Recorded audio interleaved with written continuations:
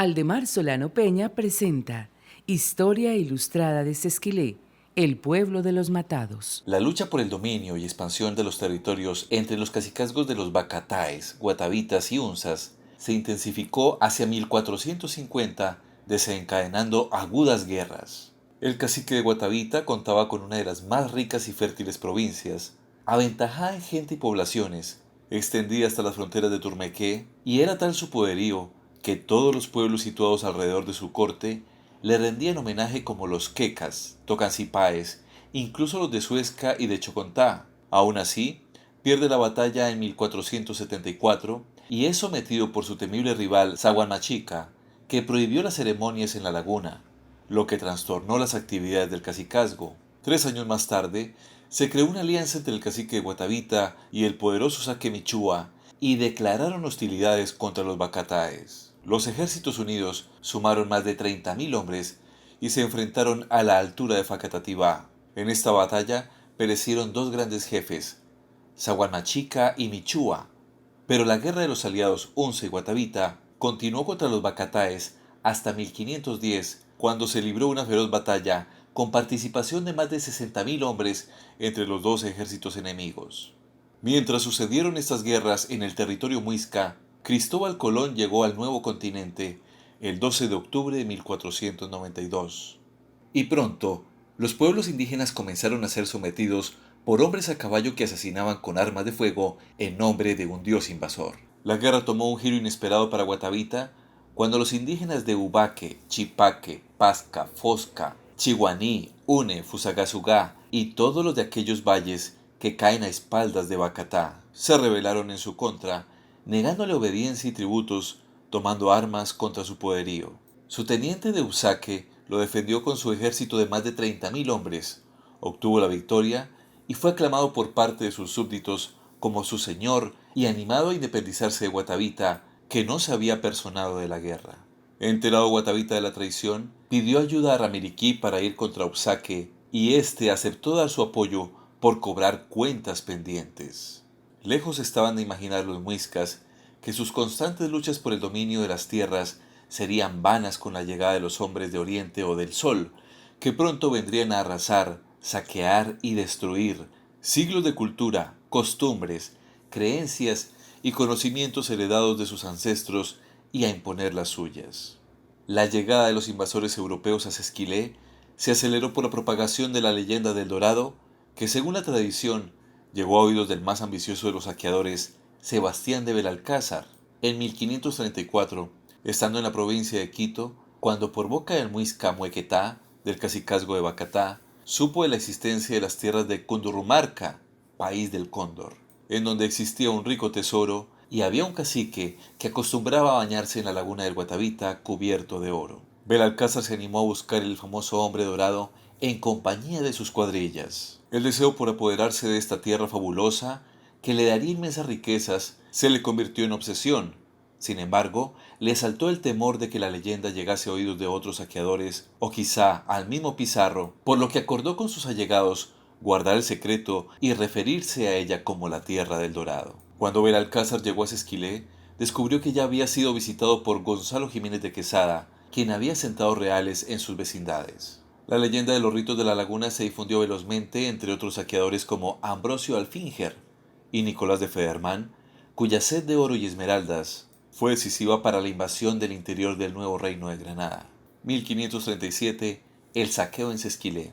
Tras la muerte de Zaguanmachica, el cacique de Guatavita se fue por los campos de Sesquilé a retomar la celebración de su fiesta en la laguna, que había sido prohibida por éste y aplazada por la guerra. De repente, llegó al mismo tiempo la noticia de la corte de Sugamuxi y a la fiesta del Guatavita y al camino de Tisquesusa, que llenó a todos de espanto.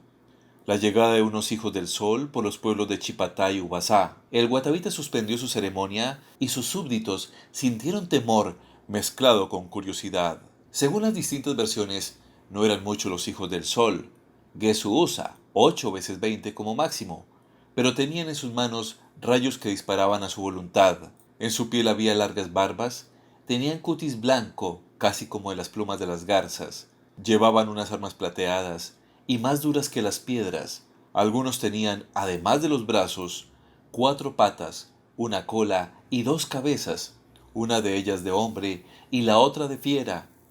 Corrían más que los guerreros más ágiles y hablaban una lengua dulce. Varios de ellos tenían los ojos azules como cielos y nubes y el cabello amarillo como las flores del algodón. Aquello era sorprendente. ¿Acaso eran mensajeros con los que el dios Bochica les enviaba paz y abundancia o vendrían a castigar sus errores? Lejos estaban de imaginar los indígenas el ataque y la deshonra que les cubriría al ver pisoteado su suelo y destruida su nación. No presintieron que sus ídolos caerían por tierra, siendo objeto de escarnio y burla, que sus reyes se volverían esclavos, que sus templos serían devorados por el fuego y que sus bienes serían arrebatados, así como su religión, costumbres e idioma, y serían tratados como siervos en su propia casa, que hasta las reliquias de sus muertos serían sacadas de las tumbas, y no quedaría de su vasto imperio sino un recuerdo en los relatos de la historia. Muchos por temor se fugaron hacia el monte, y otros se suicidaron antes de ser sometidos por los invasores, pero no todos los muiscas fueron ingenuos.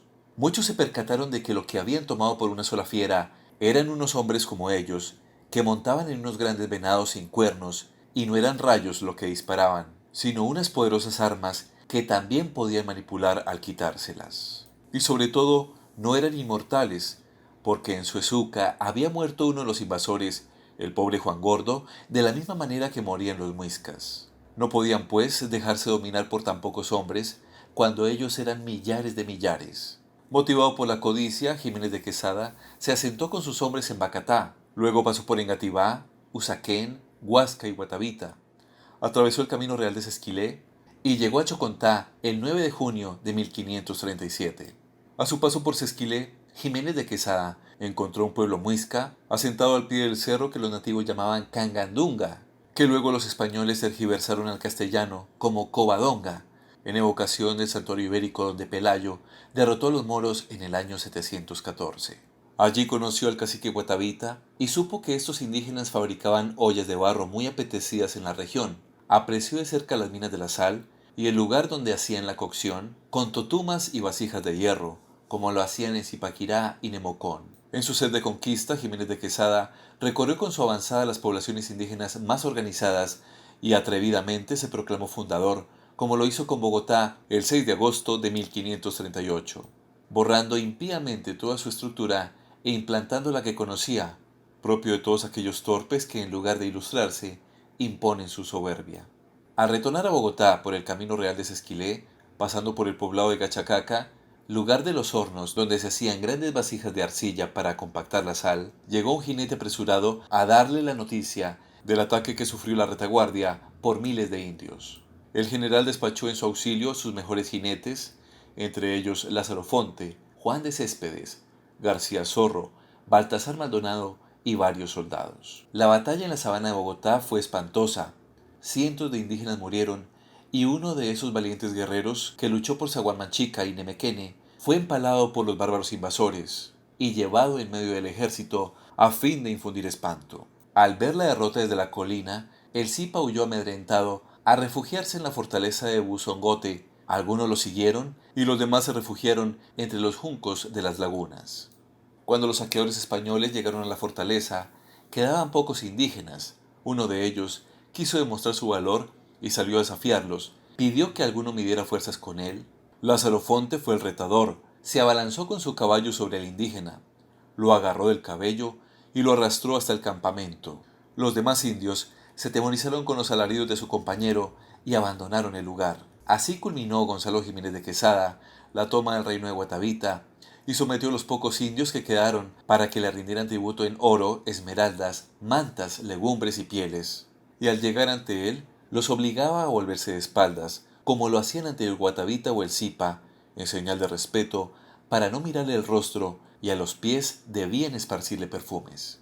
A pocos kilómetros de Guatavita está Sesquilé, capital del reino de Cundinamarca, según opinión de Rodríguez Freile, y no Funza o Bacatá, como lo creyeron los Quesadas. Miguel Triana, Civilización Chibcha, 1921. El cacique Guatavita se entera de que los españoles saquearon el santuario grande del cacique de Bogotá y manda a guardar el suyo. Le da a su contador 100 indígenas cargados de oro con orden de llevarlos a las últimas cordilleras de los Chíos, que dan vista a los llanos, y allí se escondieron. Juan Rodríguez Freile, El Carnero.